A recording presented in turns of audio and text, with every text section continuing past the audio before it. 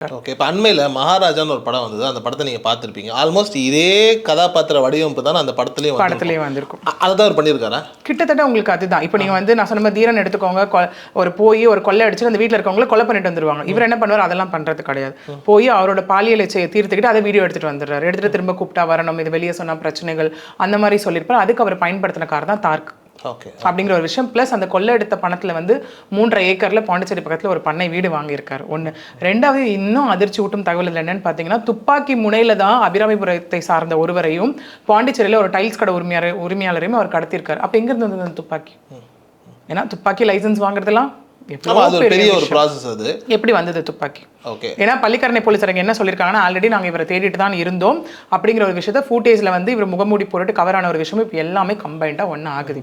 ஆனால் ஒரு செய்தியில் வந்துட்டு இவர் வந்து ஒரு 3-4 வருஷத்துக்கு முன்னாடி வந்துட்டு ஒரு வியாபாரியை வந்து கடத்தியதாகவும் ஒரு ரேன்சம் அமௌண்ட் கேட்டாருங்கிற மாதிரியான ஒரு செய்தி இருக்குது. அதில் ஒரு கைதாகவும் ஆயிருக்கிறார். 2018 நடந்த விஷயம் நடந்த சம்பவம் 25 லட்சம் அங்கே டிமாண்ட் பண்ணி 10 லட்சம் இவர் எடுத்துக்கிட்டதாகவும் போலீஸ் ட்ரேஸ் பண்ணி வந்ததுனால இதில் வந்து அவர் கன்விக்ட் ஆக்கப்பட்ட ஒரு விஷயம். ஆமாம். அங்கே வந்துட்டு இவருக்கு வந்து அடைக்கலம் கொடுத்ததாக வந்துட்டு ஒரு தாயும் மனைவியுமே வந்துட்டு ஃபுல் ஃபேமிலி, மனைவி இரண்டோ மூன்றோ ஒருத்தவங்க இல்லை இப்போ கூட போயிட்டாங்கன்றாங்க.